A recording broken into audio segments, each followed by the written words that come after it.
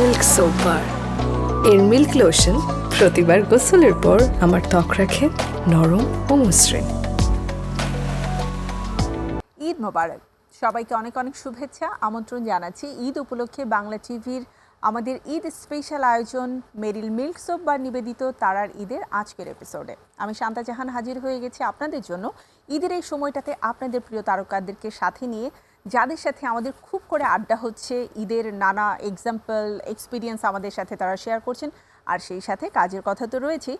তো আজ আমার সাথে এমন একজন তারকা রয়েছেন যিনি আসলে আমাদের এই প্রজন্মের অত্যন্ত পরিচিত মুখ, অনেকের ক্রাশ, আবার সেই সাথে আমি বলবো যে মানে মিষ্টি দইয়ের মিষ্টতা তার মুখেও কিন্তু রয়েছে, সে আর কেউ নয়, আমাদের এই প্রজন্মের জনপ্রিয় মডেল এবং অভিনেত্রী জেবা জান্নাত। অনেক অনেক শুভেচ্ছা জেবা, কেমন আছো? থ্যাংক ইউ, আমি আলহামদুলিল্লাহ ভালো। ঈদ কেমন কাটছে? ঈদ তো প্রতিবারের মতো ফ্যামিলির সাথে কাটানো হচ্ছে, ভালো কাটছে। তাই ঈদ এই যে ফ্যামিলির সাথে কাটানো, এটার তো আলাদা একটা মহত্ব থাকে, লাইক সবার সাথে আমরা ঈদের যে মানে আনন্দটা আছে সেটা ভাগাভাগি করে নিচ্ছি, আবার খুনসুটিও থাকে, ঈদের সালামি পাওয়ার একটা ব্যাপার থাকে। সো জেবা কেমন অ্যাকচুয়ালি সালামি পায় ঈদের? ঈদের সালামি আগে অনেক বেশি পেতাম, এখন সালামি দিতে হয়, সব কিছু মিলে এখন দিতেই হয় বেশি, পাওয়া হয় কম, বাট দিতে খুব ভালো লাগে আমার। মানে হচ্ছে ছোট ভাই বোন যারা আছে, কাজিন যারা আছে, তারা একদম এসে তারপরে দিতেই হবে। অনেক জুনিয়র আছে, সবাইকে দিতে হয়। আচ্ছা, তোমার বাড়ি তো বগুড়া, দ্যাটস ওয়াই আমি মিষ্টি দইয়ের কথা বললাম। বগুড়ার দই তো খুবই প্রসিদ্ধ, কিন্তু বগুড়ার মেয়েরা এত সুন্দরী কেন সেটা বলো। বগুড়ার মেয়েরা সুন্দর, হ্যাঁ বগুড়ার মেয়েরা সুন্দর, আমি দেখেছি। বগুড়ার দইও অনেক ফেমাস, বগুড়ার দই আমার অনেক পছন্দ। তাছাড়া আমি অন্য অন্য এলাকার লাইক খুলনা, তারপর বরিশাল, এগুলো মেয়েদের দেখছি অনেক সুন্দর। খুলনার মেয়েরাও অনেক সুন্দর, হাইটস টু, বরিশালের মেয়েরাও সুন্দর, বাট যেহেতু আমাদের বাংলাদেশের চলচ্চিত্রাঙ্গনের অত্যন্ত মানে পরিচিত এবং জনপ্রিয় মুখ হচ্ছে ঢালিউড কুইন যাকে বলা হয়, অপু বিশ্বাস, তার বাড়িও বগুড়া, তো তোমার বাড়িও বগুড়া, কি মনে হয় যে বগুড়ার মেয়েরা অ্যাকচুয়ালি খুব দ্রুত ফেমাস হয়ে যায় এবং তাদের লাইক মিডিয়া লাকটা অনেক বেটার? মিডিয়া লাক বলবো না, সবাই আসলে লাক অফকোর্স আছে, বাট তারপরেও যেটা মেইন জিনিস সেটা হচ্ছে এক একজনের লাইক প্রতিভা, সো তাদের প্রতিভা দিয়ে আর কি মিডিয়াতে জায়গা করে নিয়েছে। এটা বগুড়া বা অন্য কোনো এলাকা ডিপেন্ড করে না। Okay, so it's a part of joke, but তুমি বলো যে ঈদের আনন্দ বগুড়াতে ঈদগুলো কেমন কাটে, কারণ তোমার ছোটবেলা থেকে নিয়ে শুরু করে লম্বা একটা সময় তো বগুড়াতেই কেটেছে।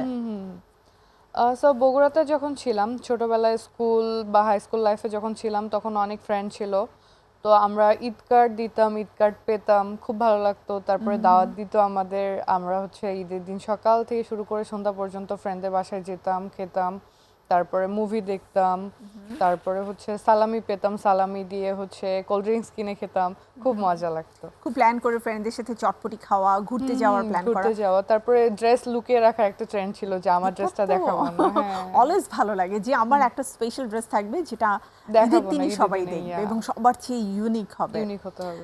এমন কি কখনো হয়েছে যে ছোটবেলায় মানে ফ্রেন্ডদের সাথে ঈদের দিন প্ল্যান করে পালিয়ে কোথাও গিয়েছিলে যেখানে আসলে বাসা থেকে যেতে দেয় না, থাকে না যে রেস্ট্রিকশন, যেহেতু তুমি সুন্দরী সো আরো বেশি রেস্ট্রিক্টেড ছিল নিশ্চয়ই সবকিছু? ঈদের দিনে কোনো রেস্ট্রিকশন ওভাবে দেওয়া হয় না। ঈদের দিনে আমরা চাইলে যেখানে যাই, আব্বু আম্মু তো জানে যে এখানে যাচ্ছে, আর ফ্রেন্ড সার্কেলকে আব্বু আম্মু চিনে, সো ওক্ষেত্রে কিছু বলা হয় না। বাট একবার হয়েছিল যে ঈদের মধ্যে বৃষ্টি হয়েছিল অনেক, আম্মু যেতেই দিবে না বাইরে, ঈদের জামা পরে পরে আমরা ভিজে টিজে ঘুরে বাসায় আসার পরে আম্মু অনেক বকা দিয়েছিল, রাত্রে জ্বর চলে আসছিল। রাইট, কারণ ওই ভেজাটা আসলে অনেক লম্বা সময় নিয়ে হয়, ফ্রেন্ডের সাথে থাকে তো, প্লাস যদি আবার সেটা গায়ে শুকোয় তাহলে তো কথাই নেই, জ্বর মাস্ট বি আসবে। বগুড়ার ওখানকার ঈদের মানে সবচেয়ে বড় বৈশিষ্ট্য কি থাকে না, একটা বিভিন্ন অঞ্চলের কালচারাল কিছু ব্যাপার তো থাকে যে সবাই সেমাই খায়, কেউ হয়তো পায়েস খায়, কেউ হয়তো মোরগ পোলাও, কেউ হয়তো খিচুড়ি, তোমাদের ওখানে কোনটা প্রসিদ্ধ? আমাদের ওখানে সেমাই খাওয়া হয়, তো দেখা যায় যে যখন নামাজ পড়তে যায় বা নামাজ পড়ার থেকে আর যখন আব্বুরা আসে, আমার চাচুরা আসে, তখন সেমাই প্রথম খায়। আরেকটা আছে ওই যে সেমাই ভেজে একটা রাখে না, নারকেল আর চিনি দিয়ে, মানে আমার অনেক পছন্দ শুকনো, এটা। মানে এটাকে কি বলে, ভুনা সেমাই, ভুনা সেমাই, ভুনা সেমাই আমার খুব পছন্দের। রান্না বান্না করা হয় না? করা হয় মাঝে মধ্যে। কি রান্না করতে বেশি পছন্দ করো? ওইরকম না, আমি হয়তোবা দেখছি ইউটিউবে কোনো ভিডিও বা ফেসবুক রিলসে কোনো ভিডিও দেখেছি, আমার কাছে ইন্টারেস্টিং লেগেছে, মনে হয় যে আচ্ছা আই শুড কুক, তখন যে রান্না করা হয় আর কি, ওইভাবে স্পেশাল ওকেশনে করা হয় না। মানে ঈদে কখনো কোনো স্পেশাল রান্না করা হয়নি? না, ঈদে করা হয়নি। তোমরা কয় ভাই বোন? আমি একা, আমার ভাই বোন নেই। সিরিয়াসলি? তাহলে তো তুমি খুব আদরের, রাইট? হ্যাঁ, মানে আমার সবাই মিলে খুব প্যাম্পার করে তোমাকে বড় করেছে। হ্যাঁ, সবাই মিলে প্যাম্পার করে বড় করেছে, স্পেশালি আমার দাদা দাদি, নানা নানি, আমার আব্বু আম্মু খুবই ভালোবাসে আমাকে। তুমি মানে নিজের মানে ছোট যে কোনো ভাই বোন নেই বা বড় কোনো ভাই বোন নেই, এটা মিস করো না? কারণ ঈদে তো ভাই বোনরা থাকলে খুব মজা হয়। আমার আসলে সিবলিংস পছন্দ না ছোট থেকেই, সো আমি কখনো চাইতামও না আমার কোনো সিবলিংস থাকুক, এন্ড Oh আমার my নাই, God, এটা নিয়েও তুমি তো কোনো অনেক আফসোস নেই। racist। So cousin is fine, friend is fine, আমি একদিন দুদিন মিশলাম, বাট বাসার মধ্যে সিবলিংস সারাদিন থাকবে আমার পছন্দ না। ও ওকে, সো এখন আমরা একটু কাজ নিয়ে কথা বলি। মোস্ট রিসেন্টলি আমি দেখলাম তোমার মিউজিক ভিডিওর বেশ কিছু ক্লিপস বেশ মানে মানুষের কাছে পরিচিত হয়েছে এবং ভিউ প্রচুর ছিল। সো এই কাজটা কবে করলে এবং কাজটা করার পেছনে গল্প শুনতে চাই।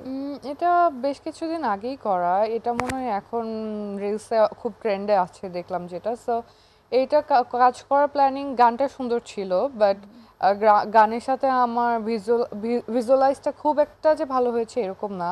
আর আমি বলবো যে এখানে প্রডিউসার ওই রকম করে চেয়েছিল যে এরকমভাবে প্রেজেন্ট করতে আমাকে, তো আমার কিছু করার ছিল না, আমাকে প্রেজেন্ট করতেই হতো। গানটা সুন্দর ছিল, আমি ট্রাই করেছি ভালো করার। সো এখন ট্রেন্ডে আছে, বাট ইটস ফাইন, বাট আমার ড্রেস নিয়ে আরেকটু সচেতন হওয়া উচিত ছিল, আই গেস। এটা কাজটা করার পরে মনে হয়েছে, মানে যখন তুমি দেখেছো? যখন আমাদের এ ধরনের প্রোডাকশনগুলো হয়, আমরা তো ডেফিনেটলি আমাদের যিনি কস্টিউম ডিজাইনার আছে তার সাথে কথা বলি, আর্ট ডিরেক্টর আছে তার সাথে কথা বলি, ইভেন প্রডিউসার বা ডিরেক্টর আমাদেরকে একটা ব্রিফিং দেয়। তো যখন তোমাকে ব্রিফ করেছে তখন তোমার কি মনে হয়েছে যে মানে এত বোল্ড অ্যাটিয়ার বাংলাদেশের প্রেক্ষাপটে ইট উইল বি ওকে? এটা খুব শর্ট টাইম ছিল, শর্ট টাইমে প্ল্যানিং ছিল, আর ড্রেস হচ্ছে কাস্টম ডিজাইনারও ছিল না এখানে, because time was too short, and ওই সময়ের মধ্যে আমার যে ড্রেসগুলো ছিল এখান থেকেই সিলেক্ট করা হয়। সো যেটা হয়, আমি যখন এই ড্রেসগুলো আগে পরেছি তখন আওয়াজ স্লিম, অ্যান্ড যে সময়টা শ্যুটটা হয়েছে ওই সময় আমি একটু বাল্কি ছিলাম। সো বাল্কি হওয়ার কারণেও একটু বাজে দেখা গেছে, আর ক্যামেরা অ্যাঙ্গেলের কারণেও একটু অন্যরকম দেখা গেছে। So otherwise everything is okay. হ্যাঁ, মানে যখন এটা রিলিজ হয়েছে তার আগে কি তুমি এই প্রোডাকশনটা দেখেছিলে? হ্যাঁ, দেখাও হয়েছে, এবং আমি প্রোডিউসারের সাথে কথা বলেছি, ডিরেক্টরের সাথে কথা বলেছি যে এটা যদি কোনোভাবে একটু কাট করা যায় তাহলে বেটার হয়, যদি আরেকদিন শ্যুট করা লাগে we will do that, but বলেছে আমাদের সময় কম, আর ওই সিকোয়েন্সটা যদি তারা ফেলে দেয় তাহলে দেখা যাবে যে গানটা ছোট হয়ে আসবে, মেলানো যাবে না। সো আমি বলছি ওকে ফাইন। ফিল্মের জন্য অফার এ পর্যন্ত তো নিশ্চয়ই এসেছে, সো করার ইচ্ছে? ফিল্ম আসলে করা হয়নি আমার নিজের কাছে, আমি নিজে কনফিডেন্স পাই না, কাজ আমার মনে হয় আমার অ্যাক্টিংটা আরও অনেক ইমপ্রুভ করতে হবে। আর হয় না যে বিভিন্ন বিভিন্ন ক্যারেক্টার, এগুলা আসলে, তারপরে হচ্ছে আঞ্চলিক ল্যাঙ্গুয়েজগুলা, এগুলা অ্যাডপ্ট করতে আমার আর একটু সময় লাগবে। সো আমার মনে হয় যে মুভিটা একটা অনেক বড় একটা পরিসর, সো ওখানে যেতে হলে অবশ্যই স্টাডি করেই ওখানে যাওয়া উচিত। সেজন্য এটার জন্য নিজেকে প্রিপেয়ার করার কোনো প্ল্যান, কোনো কোর্স, কোনো ইনস্টিটিউটের সাথে যুক্ত কি হয়েছো? কারণ অ্যাক্টিং তো শেখার জন্য নিশ্চয়ই আমাদের ইনস্টিটিউটের কাছে যাওয়া উচিত। এতদিন আসলে বিজি ছিলাম, বিকজ ক্যারিয়ার তো আমার মিডিয়াতে আসার কি শখ করে, সো এটা নিয়ে প্ল্যানিং ছিল না লং টাইম। সো আমি বিজি ছিলাম আমার স্টাডি, পার্সোনাল লাইফ নিয়ে। সো যেটা হলো, এখন স্টাডি মোটামুটি কমপ্লিট, সো এখন আর কি সময় আছে, এই সময়টা আমি একটু ফ্রি। সো আমি ট্রাই করছি নিজেকে ইমপ্রুভ করার, লাইক ফিটনেস নিয়ে, তারপর অ্যাক্টিং নিয়ে, তারপর এক্সপ্রেশন নিয়ে। So I am doing that, তারপর যদি মনে হয় ওকে, দেন আমি কেন মুভি করবো না, অবশ্যই করবো। এ পর্যন্ত কতগুলো নাটক নিয়ে তোমার কাজ হলো? আসলে ওইভাবে কাউন্ট করা হয়নি, আমি দেখা গেছে যে স্ক্রিপ্ট পেয়েছি, মনে হয়েছে ওকে করা উচিত, করে ফেলেছি, ওইভাবে গোনা হয়নি।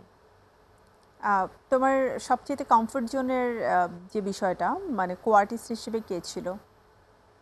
কোয়ার্টিস্ট সবার সাথে আমি কমফোর্টেবল ছিলাম, আমার কোয়ার্টিস্ট নিয়ে কখনো প্রবলেম ছিল না, বিকজ আমি যখন শুনি যে কোয়ার্টিস্ট, অনেক সময় এরকম হয় যে কোয়ার্টিস্ট একজন থাকার কথা থাকে, সেটে যাওয়ার পর অন্য একজনকে দেখি, বাট কিছু করার নাই, বিকজ আমরা তো দিন শেষে আর্টিস্ট। তো দেখা যায় যে সবাই মিলে একটা টিম, তো আমি যদি ওই ক্ষেত্রে না করি কাজটা ফেঁসে যাবে, সো আমার টিমকে ফাঁসিয়ে তো আমার লাভ নেই, সো করা হয় আর কি অনেক সময়। আমরা আর্টিস্টরা অনেক ক্ষেত্রে আসলে এই sacrifice মানে করি, স্যাক্রিফাইসটা করি। ওকে, সো যেবা তোমার সাথে কথা হবে কাজ নিয়ে, এছাড়াও তোমার ভবিষ্যৎ পরিকল্পনা নিয়ে ছোট্ট একটি বিরতি নিয়ে আসো। Sure. প্রিয় দর্শক, সময় হয়ে গেছে ছোট্ট একটি বিরতি নেবার। বিরতির পরে আবারও ফিরে আসছি আমাদের ঈদ স্পেশাল আয়োজন মেরিল মিল্ক সোপ বা নিবেদিত তারার ঈদের। সাথেই থাকুন আমাদের, ফিরছি এখনই বাংলা টিভিতে।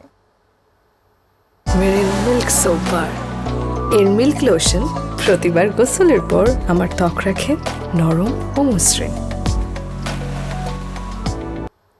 আফটার ব্রেক, আমন্ত্রণ ঈদ স্পেশাল আয়োজন মেরিল মিল্ক সোপ বা নিবেদিত তারার ঈদের আজকের এপিসোডে। প্রিয় দর্শক, আমার সাথে রয়েছে এই প্রজন্মের জনপ্রিয় মডেল এবং অভিনেত্রী জেবা জান্নাত। তার সাথে আড্ডা হচ্ছে, চলুন আবারও ফিরে যাই আড্ডায়।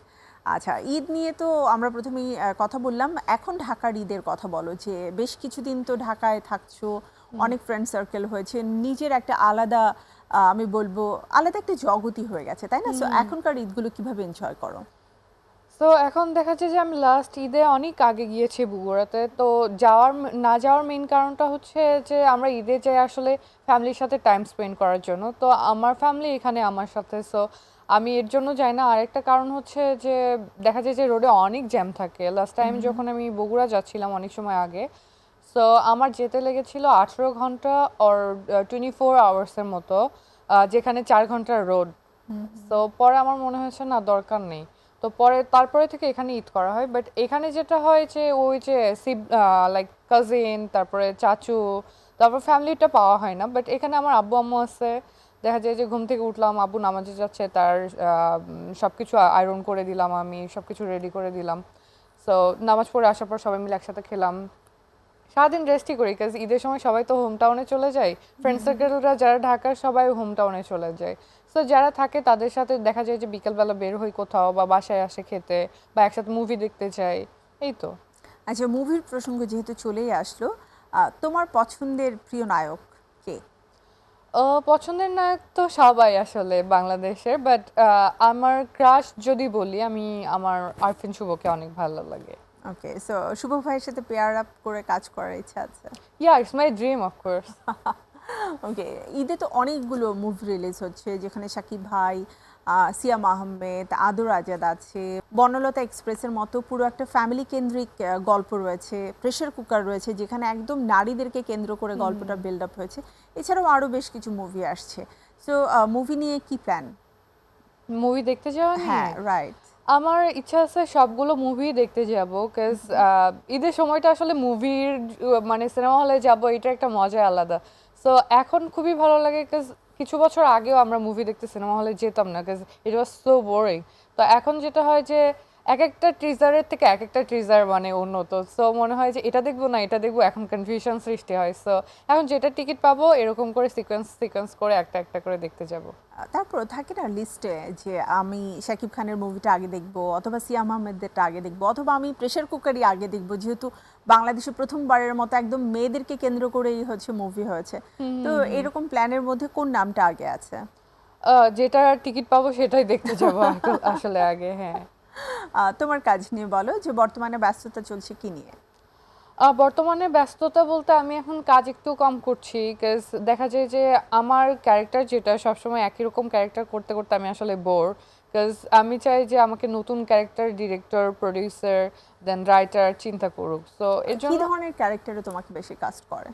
আমাকে বেশিরভাগ সময় সবসময় দেখা যায় যে রিচ কিড, সবসময় মানুষের সাথে চিল্লাচিল্লি করছি, খারাপ ব্যবহার করছি। এই কিছুদিন আগেও একটা ড্রামা রিলিজ হয়েছে, সো এটা একটা ফ্যামিলি ড্রামা। সো দেখা যায় যে আমার বাবা অনেক রিচ থাকে, আমি মানুষের সাথে খারাপ ব্যবহার করছি। তো বাবু আঙ্কেল, ফজলুর রহমান বাবু আঙ্কেল ছিলেন হচ্ছে আমাদের ড্রাইভার। সো এত খারাপ ব্যবহার করেছি, আম্মু দেখার পর বলছে এই তোমার ব্যবহার এত খারাপ কেন? তো আমার মনে হচ্ছিল যে না, আসলে সব সময় একই রকম ক্যারেক্টার করতে করতে মানুষের মাথায় ওইরকম সেট আপ হয়ে যাবে চিন্তা, যে ও হয়তো বা এরকমই। সো আমার মনে হয় যে বিভিন্ন ধরনের ক্যারেক্টার আসলে করা উচিত। ডেফিনেটলি। বাট এই যে একটা জিনিস বলছিলে, যে অ্যাক্টিং করতে গেলে আসলে অ্যাকসেন্টটাও কিন্তু খুব ইম্পর্টেন্ট একটা ইস্যুস। তো সেই ক্ষেত্রে মানে তুমি বগুড়ার ভাষায় কথা বলতে পারো?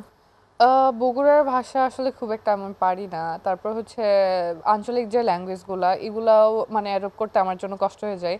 অনেক সময় দেখতাম যে ছোট ছিলাম যখন, মানে নতুন ছিলাম, আই ওয়াজ ভেরি নিউ, তো তখন হচ্ছে যে স্ক্রিপ্ট পড়তাম না আর কি। আমার মনে হতো যে এতগুলা কে স্টাডি করবে, আচ্ছা থাক, শুটের দিন দেখা যাবে। তো শুটের দিনে যেয়ে দেখেছি যে আঞ্চলিক ল্যাঙ্গুয়েজ, তখন তো আমার জন্য অনেক টাফ হয়ে যায়, কাজ আমি স্টাডি করে আসি নাই। সো তখন ওই যে ছোটবেলায় মিনারাজও দেখেছি, ওটা দেখে ওরকম করার ট্রাই করি। সো দেখা যায় যে স্ক্রিনে পরে ফানি দেখতে লাগে, বাট ওটাও দেখি যে 1-2 মিলিয়ন হয়ে যায়। এটার কি কারণ বলো? এই যে এত যে ভিউজ হচ্ছে, ভিউজের পেছনে তোমার কি মনে হয় যে কোন দিকটাতে মানে আমাদের যারা অডিয়েন্স আছে তারা সবচেয়ে বেশি অ্যাট্রাক্ট হয় তোমার? আমি জানি না, এখন আসলে যেটা হয় যে বিভিন্ন অ্যাওয়ার্ড ফাংশন, তারপর হচ্ছে বিভিন্ন ধরনের কালচারাল প্রোগ্রামগুলোতে দেখা যায় যে এত এত নিউজ প্রেজেন্টার, মানে ইউটিউবার বলবো আমি এদেরকে মেইনলি। সো এরা যে দেখা যায় যে ক্যামেরার সামনে ধরে রাখে। সো আমি জানি না আমার মানে মোবাইল জার্নালিস্ট ইয়া যারা এক্স্যাক্টলি। রয়েছে। সো হয় কি, আমরা যখন যাই দেখা যায় যে আমি যখন যাই স্পেশালি, তখন এত এত ক্যামেরা চলে আসে, আমি জানি না ওরা আমার রিলস একটা ছাড়লেই দেখা যায় যে অনেক অনেক ভিউ হয়ে যায়। এটার মেইন রিজনটা আমি নিজেও জানি না। ইউটিউব ফেসবুক খুললেই দেখা যায় যে আমার রিলসগুলো অনেক ভাইরাল হয়। আর হ্যাঁ, লাস্ট বোধহয় তুমি একটা অ্যাওয়ার্ড শোতে গিয়েছিলে, সেটার রিলসটা দেখলাম অনেক বেশি ভাইরাল হয়েছে।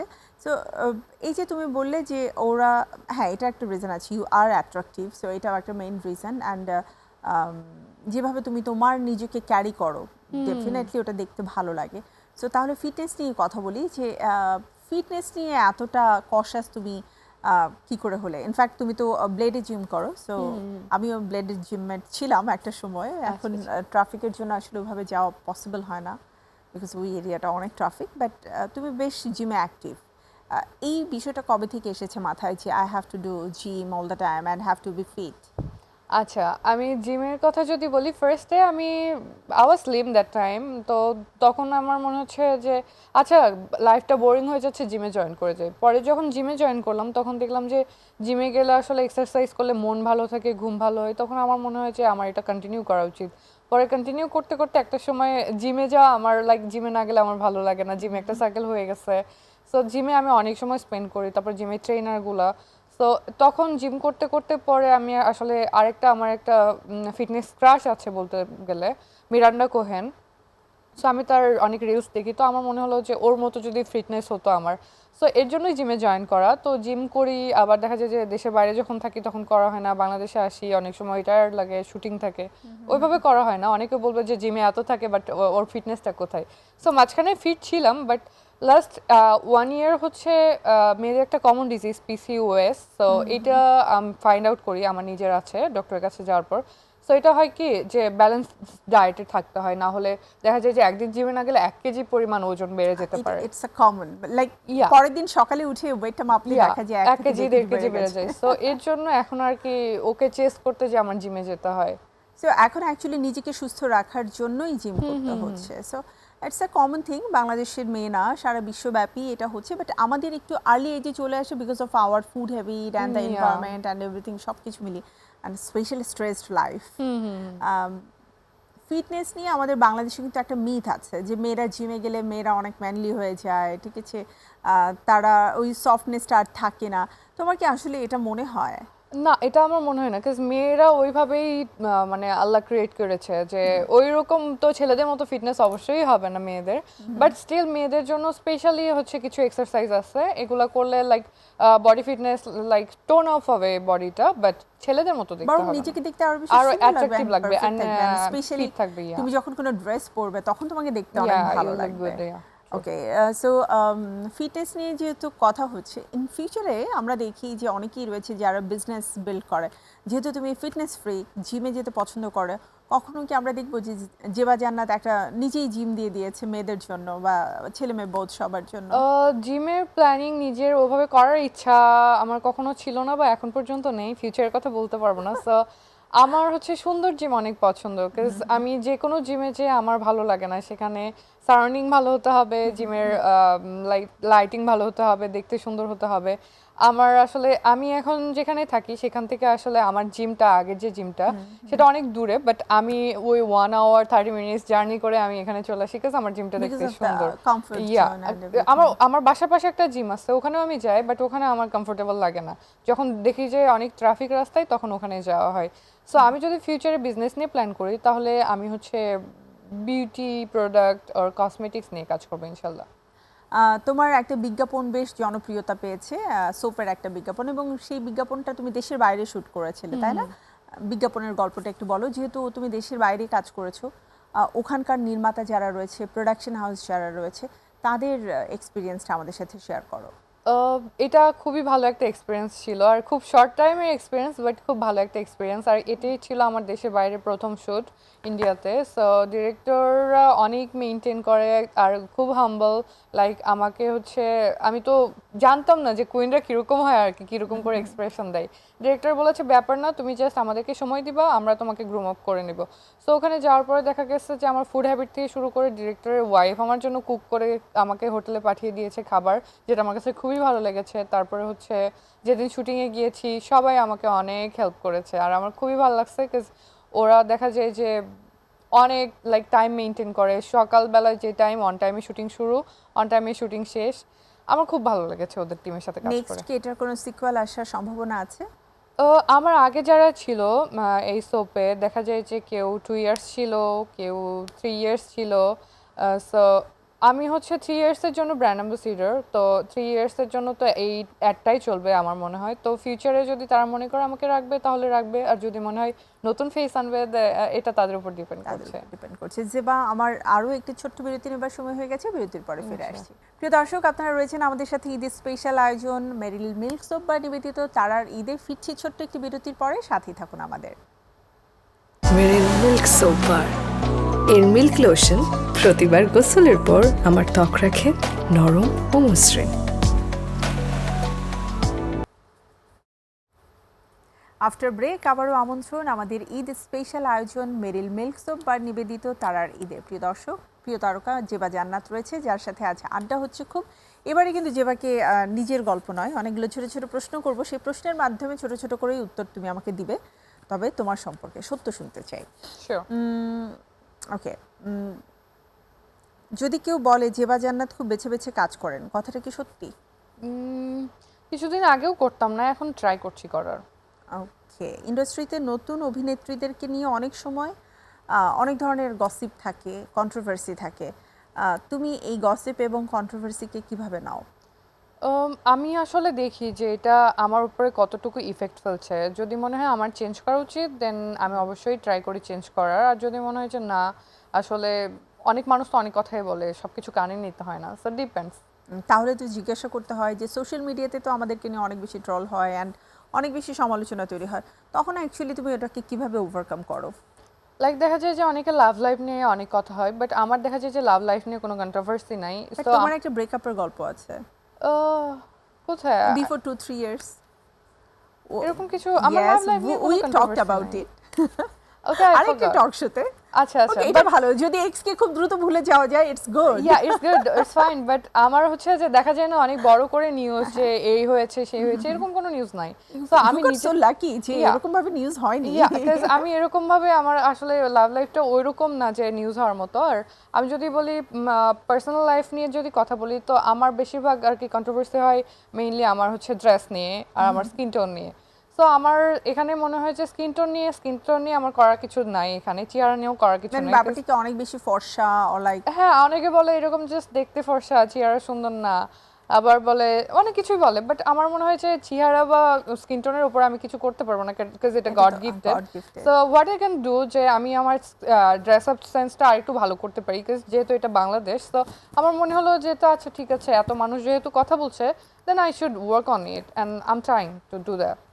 ওকে, পরিচালক যদি বলে এক টেকে তোমাকে এই সিনটা শেষ করতে হবে, তখন কি চাপ লাগে?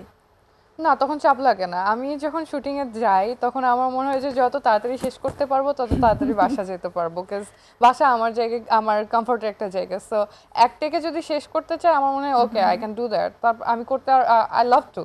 যদি অভিনয় না করতে, তাহলে কোন পেশায় থাকতে? অভিনয় আসলে ওই যে বললাম, অভিনয় হচ্ছে আমার হবি, সো এর জন্য অ্যাক্টিংটা করা।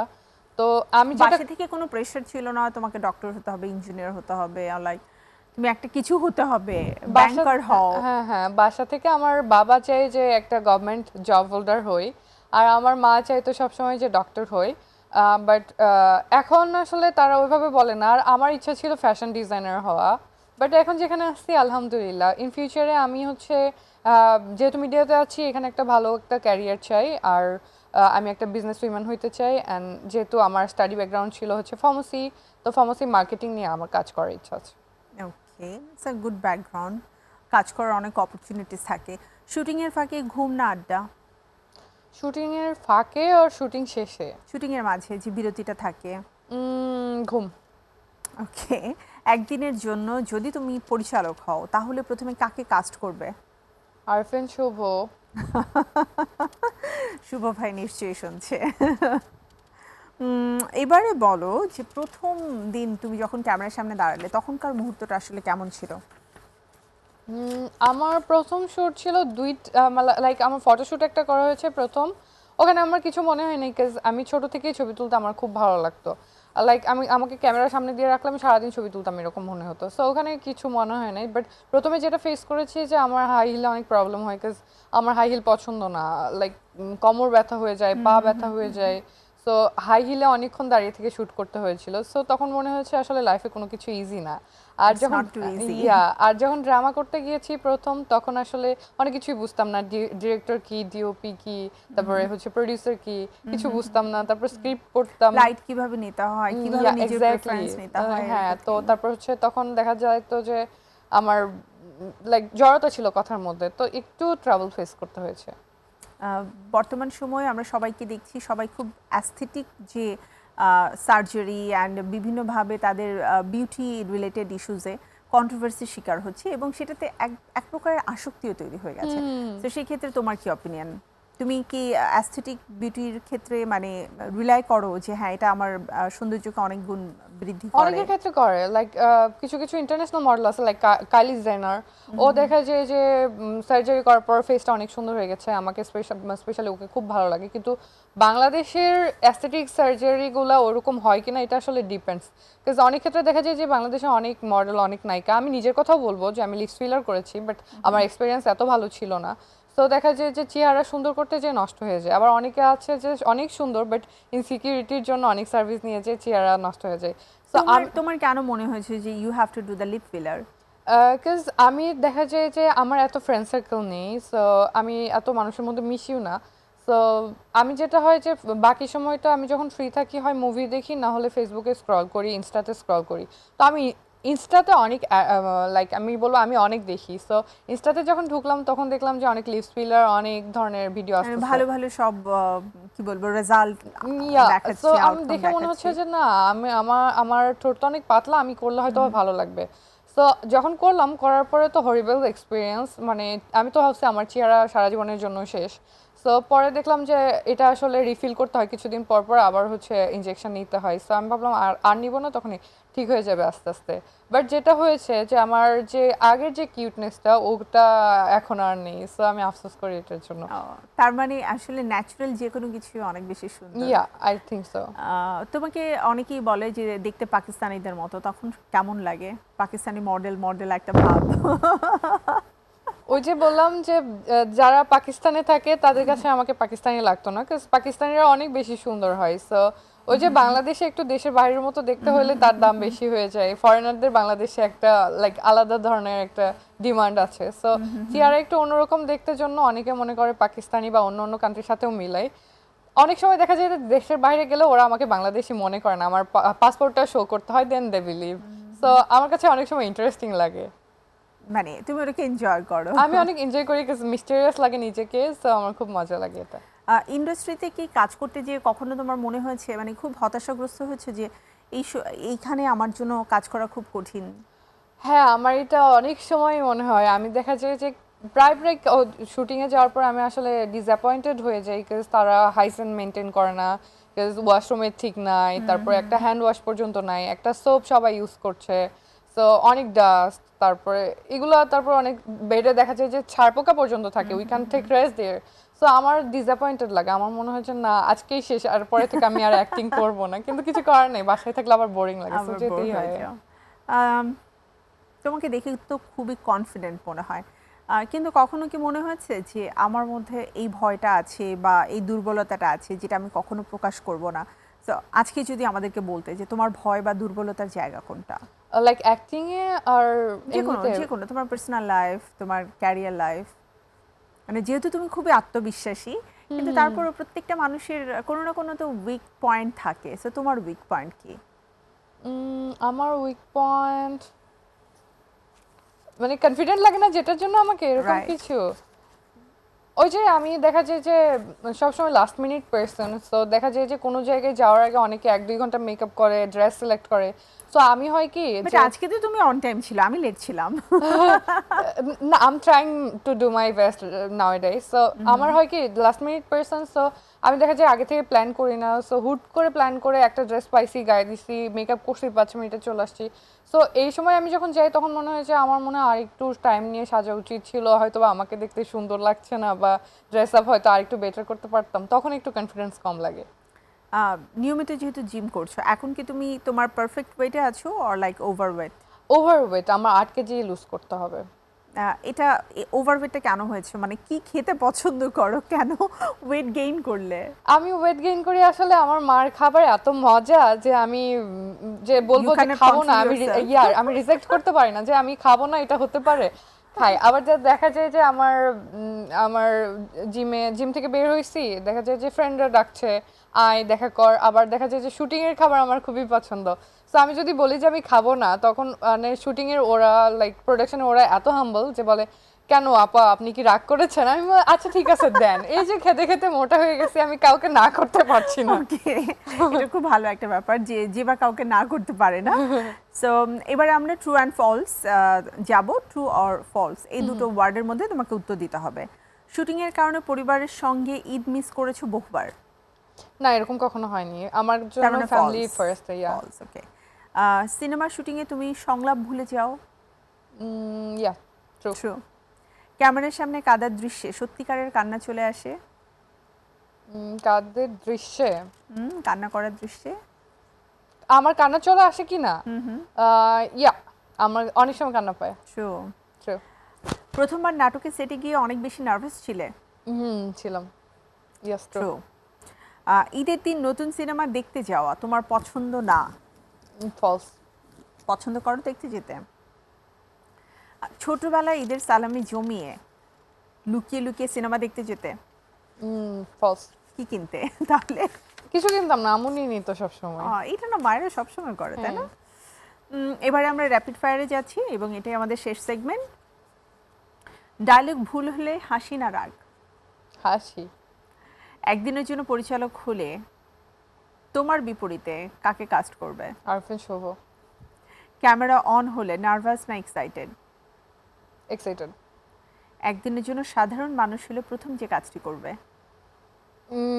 মাস্ক ছাড়া পুরা ঢাকা শহর ঘুরে বেড়াতাম। ফ্যান যদি সেলফি তুলতে চায় তখন কি হাসি দাও নাকি লজ্জা পাও?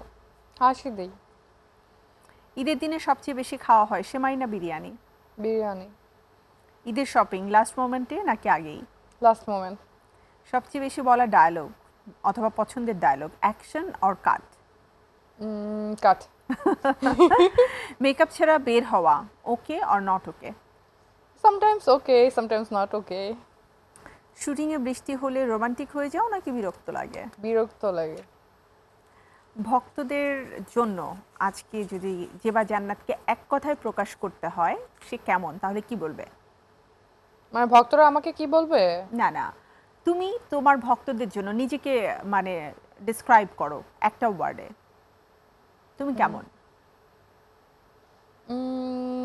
Smiley face. ওকে, ঈদের দিনে ঘুম না সেলফি? সেলফি। একদিনের জন্য সুপার পাওয়ার পেলে উড়ে বেড়ানো নাকি অদৃশ্য হয়ে যাওয়া, কোনটা চাইবে? অদৃশ্য হয়ে যাওয়া। ওকে, সো খুব ভালো লাগলো জেবা তোমার সাথে আড্ডা দিয়ে, আর নিশ্চয়ই ঈদটা তোমার খুব সুন্দর কাটছে। তো বাংলা টিভির পক্ষ থেকে তোমাকে অনেক অনেক ধন্যবাদ জানাচ্ছি আমাদের সাথে শেয়ার করার জন্য তোমার ঈদের মোমেন্টগুলো। Thank you. আমাদের দর্শকদের উদ্দেশ্যে কিছু বলো। দর্শকদের জন্য ঈদের অনেক শুভেচ্ছা। সবাই ফ্যামিলির সাথে ঈদ অবশ্যই ভালোভাবে কাটাচ্ছেন। আমার ফ্যামিলির জন্য দোয়া করবেন, আমার জন্য দোয়া করবেন, আমার ফিউচারের জন্য দোয়া করবেন। Thank you. Thank you. প্রিয় দর্শক, এই ছিল আমাদের ঈদ স্পেশাল আয়োজন মেরিল মিল্ক সোপ বা নিবেদিত তারার ঈদ। আজকের মতো আমি শান্ত জাহান বিদায় নিচ্ছি। আপনাদের সাথে আবারও দেখা হবে আমাদের স্পেশাল কোনো আয়োজনে, ঈদের হোক অথবা যে কোনো দিন। আর বিশেষ করে এই সময়টা আপনাদের খুব ভালো কাটছে এটা আমি বিশ্বাস করি। সো পরিবার পরিজন সবাইকে নিয়ে খুব সুন্দর দিন কাটুক, সুন্দরভাবে আপনাদের মানে সুখময় দিনের প্রত্যাশায় আজকের মতো শুভকামনা জানিয়ে বিদায় নিয়ে নিচ্ছি। সবাই ভালো থাকুন, সুস্থ থাকুন। আরও একবার বাংলা টিভির পক্ষ থেকে আপনাদের সবার জন্য রইল ঈদ মোবারক।